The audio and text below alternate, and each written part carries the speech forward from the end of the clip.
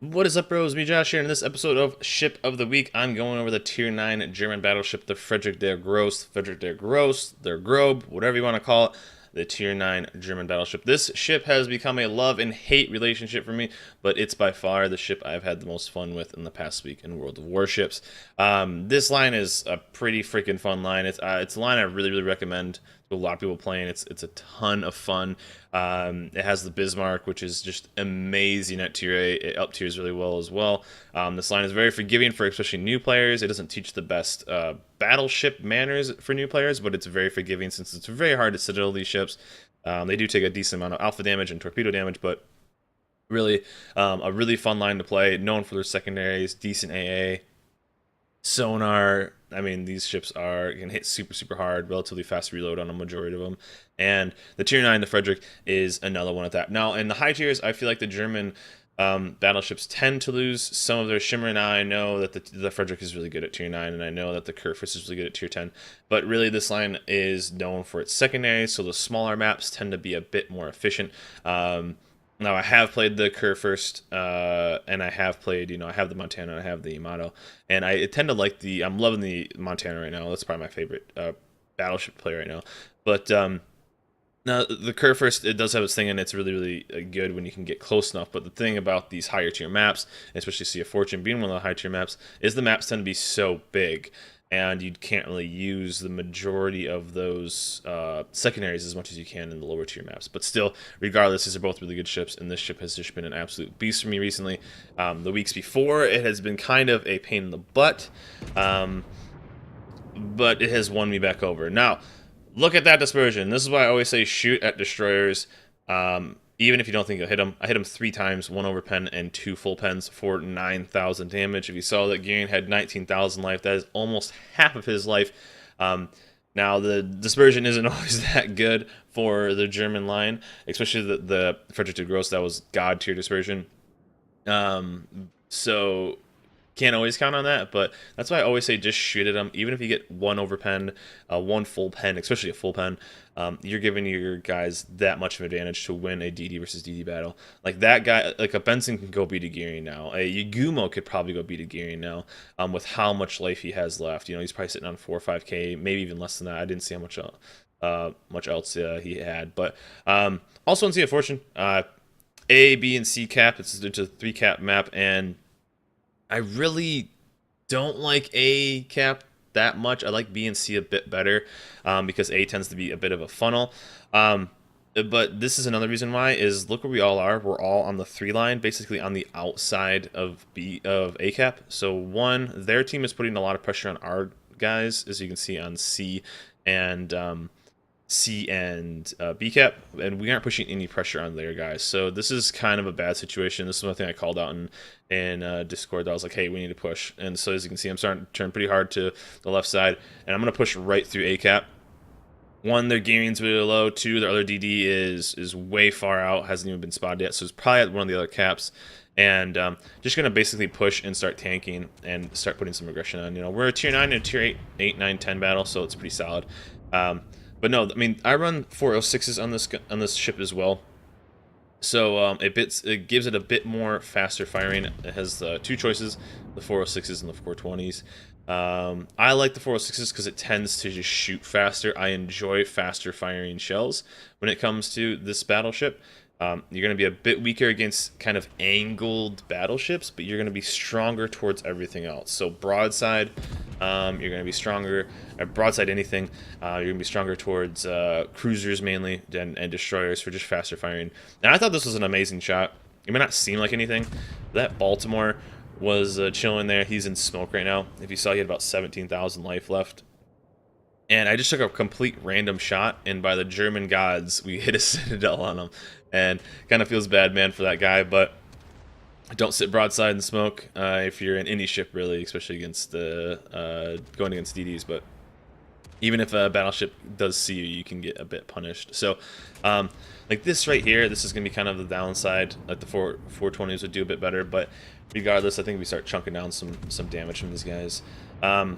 This is kind of the main side. I wanted to push through, but they have such a good defense. They have 2 Montanas that are just chilling over here, and I think what, a Kurfürst, no, a Frederick off to my right.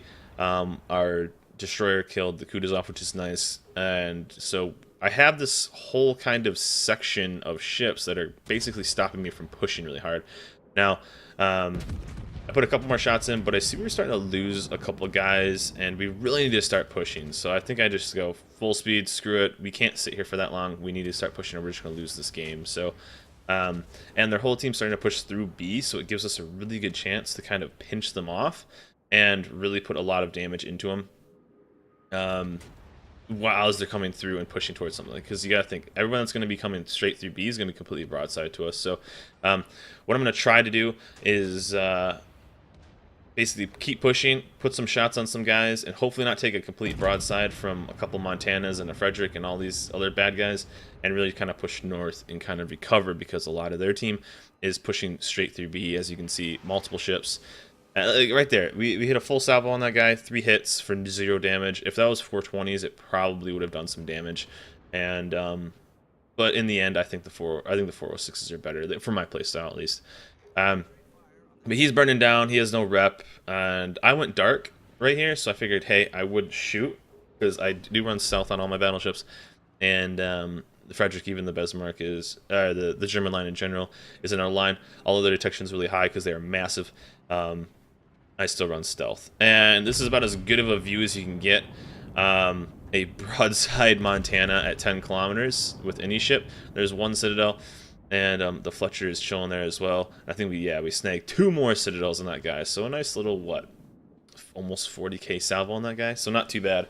Their other Montana's burning down, and I'm just gonna keep on rolling and just do as much damage as possible. That NorCal that took a massive pounding at the start of the game is now kind of just chilling, and our Yugumo actually did a pretty solid job. This guy gets absolutely annihilated, I believe, by his torps, and so he did actually a pretty solid job. He snags me for a Citadel right there. Now these ships tend not to get Citadel too much, but they do. Oh, his torps died out, that's what it was.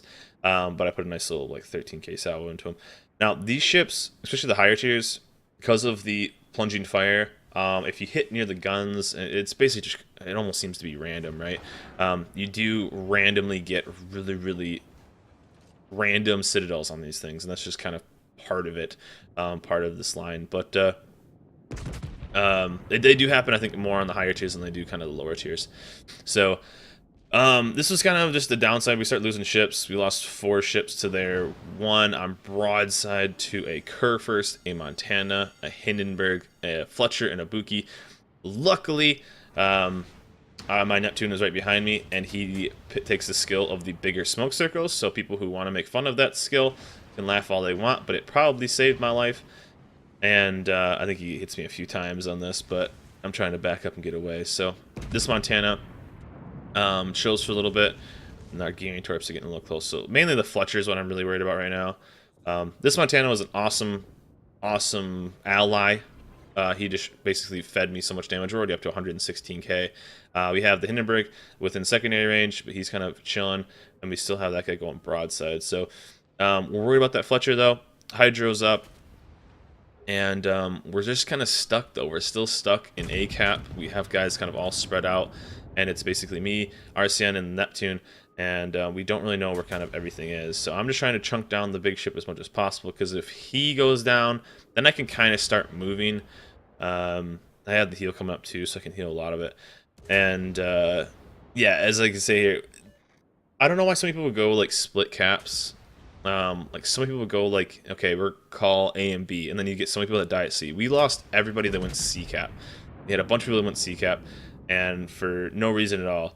Those are all the guys who are dead, basically. So now I got really uncomfortable here. I decided to move and start putting on some pressure, because I need to start tanking for guys.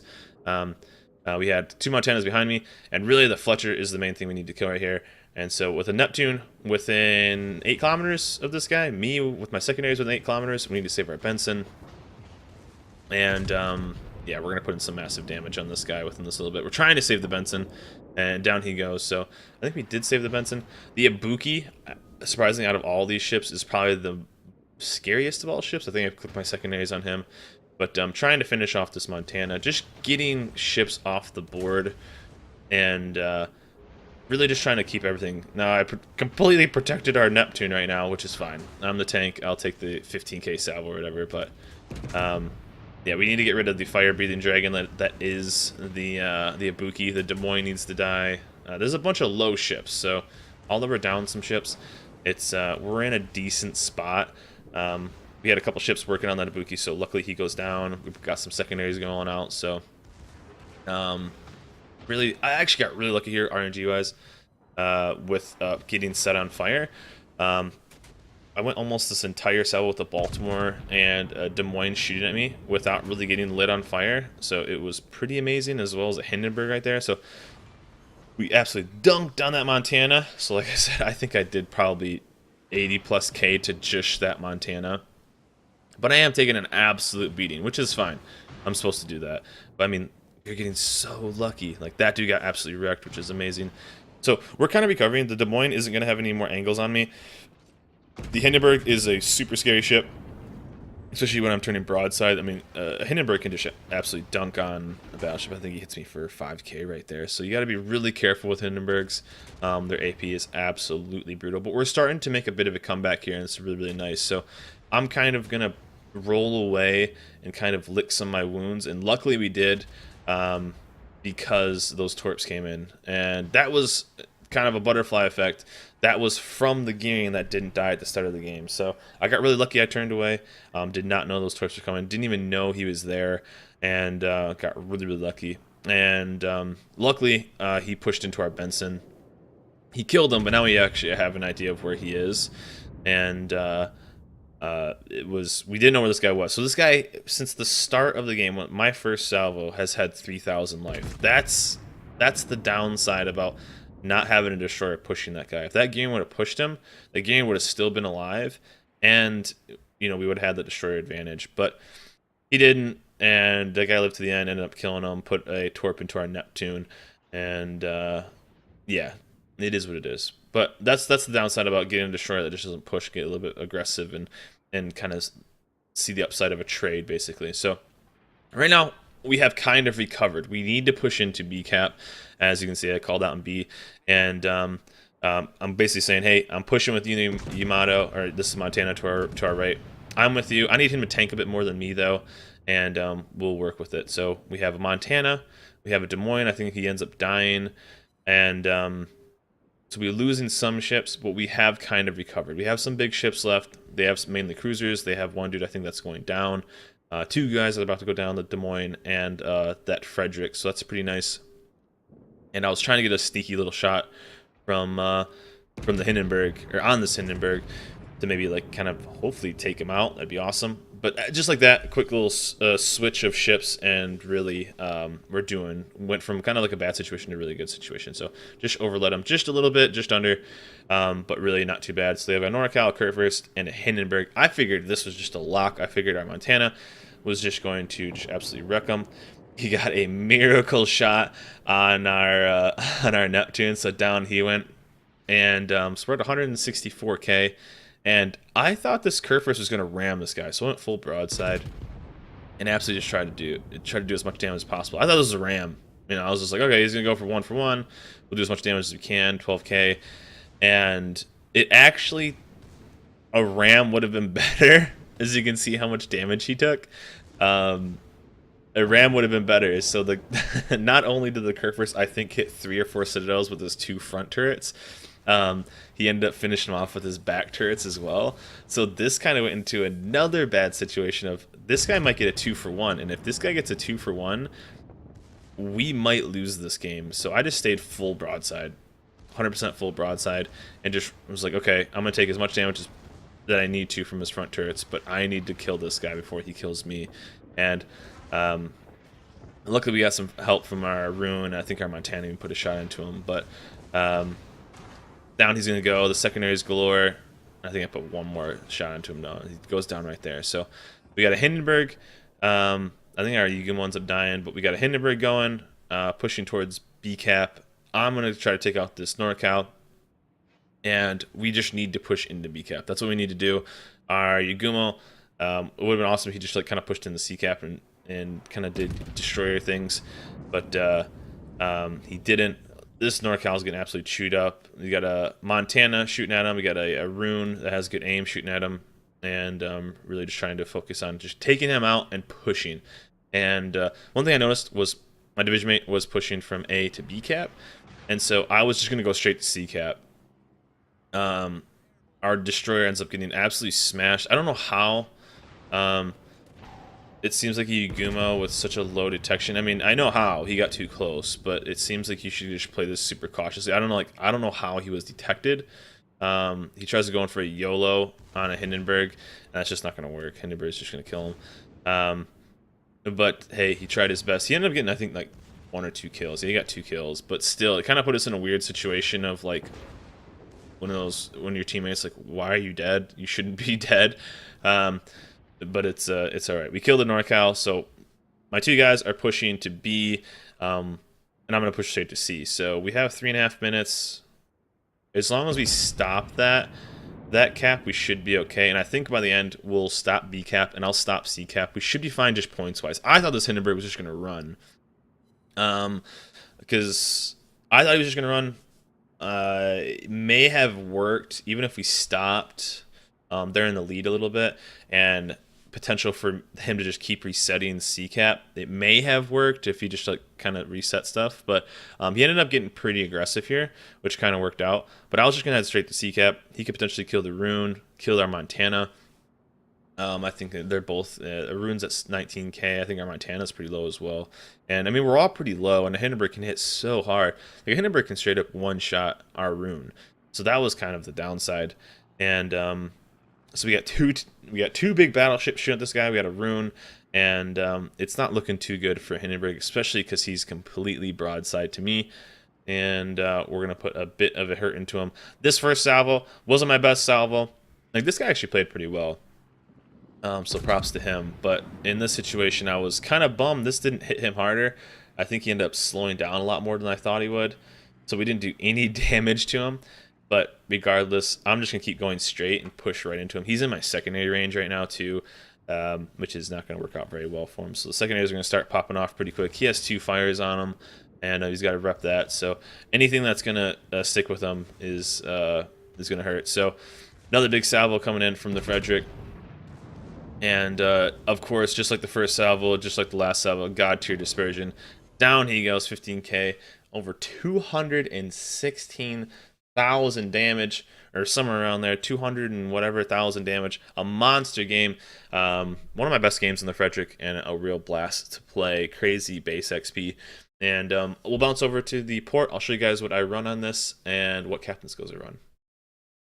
So for the modules for the Friedrich, this is what I run. Basically everything that's going to help any kind of secondary increase. So I run auxiliary armament. I run this instead of like main armament or anything like that because I want to not lose any of my secondary armaments throughout the entire fight. So this does help with that. I have noticed that later in the game, even after a beating basically, I still have a lot of my secondary armaments. So I like this auxiliary. It's basically one of the only few lines that I actually take this on. So I really like this.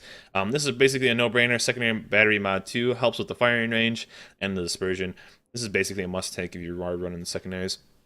As well as this, I take the secondary battery load time, so you're gonna get more out of it. Now, this is you could probably switch this out for, let's say, main battery mod 3 as you go through the higher tiers. I'm still playing with this to see if it's worth it in the long run. Now, because games tend to get a bit kind of farther apart and spread out, you don't get as much from the secondary battery mod 3, but you could switch it out for a main battery just to do more damage with guns. But I still like this just to have. But either of those are going to work. I wouldn't take gunfire control. The dispersion just isn't good enough to really warrant taking farther away. I guess if you're playing with lots of CVs, this might work, but honestly, I would stick with the secondary battery or go with main battery. This is just a preference, less fire chance, less flooding. I know it's not like, I know the math isn't perfect, but this is kind of what I like to take. I take this on a lot of ships. Propulsion and steering, you tend not to get Citadel too much, tend not to lose those too much as a battleship anyway. So most of the time if I do lose them, I have a repair, so it tends to work out. So this is what I'm going to take by default. I want to avoid as many torpedoes as possible, so steering gears, mod 2, and then of course I go with detection concealment right here, which is cool because in the 6.3 patch they just added the shell dispersion as well, so that's kind of nice. So for captain skills, there's two main builds you can run, and this is what I'm kind of running around a newer build. This is a newer captain for just the ship, and I'm running just the secondary build, a survival-based secondary build. I'm not running consumer expert, which I would run like a Turpitz. You tend to get in higher tiers. Maybe at 18 points, I would grab this. But right now, I'm just liking this build. So catapult, want to avoid as many torpedoes as possible, so this is going to help with that. I think high alert and basic survivability are just nice to have. You know, you could grab vigilance, but since you have sonar, a lot of the times it tends to kind of take care of you, so you don't need vigilance as much. I don't think it's worth it just for grabbing one extra heal. I don't think it's quite worth it for superintendent. So this is kind of my go-to for a lot of battleships. Basic survivability and high alert. I like this a lot. Now, of course, adrenaline's a great pickup too later in the game with later points. But right now, I like high alert. You're such a big ship. You're gonna get so many fires from stuff, especially because the higher tier you get higher chance of fire. So I like high alert, and I really like the lower chance, or the lower damage control for consumable. You're gonna get lit on fire a lot. You're a big freaking ship, big wide fat ship. So, and this is what I'm running. Grab AFT first. I think this is a must at 10. I would grab this 100%, and then for me, I go manual fire control for secondaries. Upside of this is your secondaries are very, very accurate. Downside is if you don't click on something, they're not going to shoot. So you have to be very, very aware, and it's mainly going to focus on one ship. So, but these things it's insane how accurate they are. But also one downside is if ships are on one side, basically, it's only going to shoot at one ship. So if things are shooting at like there's things on both sides. If you didn't have this, it would hit both targets. So it's kind of personal preference. I really, really like this. It's insanely strong on the Bismarck, especially since you can play kind of very YOLO and very aggressive. I find manual fire very, very good with a 10 point, what is it, 10.6, 10 point, where are we going with secondaries right now? Yeah, 10.6 without the flags. So really, really good, really long range, and very, very deadly ship. So this has been my ship of the week, the Friedrich Der Grosse, an amazingly good ship, a lot of fun to play. Now, it can be very, especially in the higher tiers, with the German line, since the dispersion is so low, it can be very maddening sometimes, but really this ship has been on point with me recently, and I've really been enjoying it. So let me know in the comments below what you guys have enjoyed playing this past week, what ships you have. You guys missed last week's episode. It was the Fiji, the Tier 7 Royal Navy cruiser. Has been a blast and still is a blast for me to play. But this week has been the Friedrich Der Grosse, Friedrich Der Grobe, however you want to pronounce it, the Tier 9 German battleship. That is it for me, guys. Remember, like and subscribe, and I will see you next time.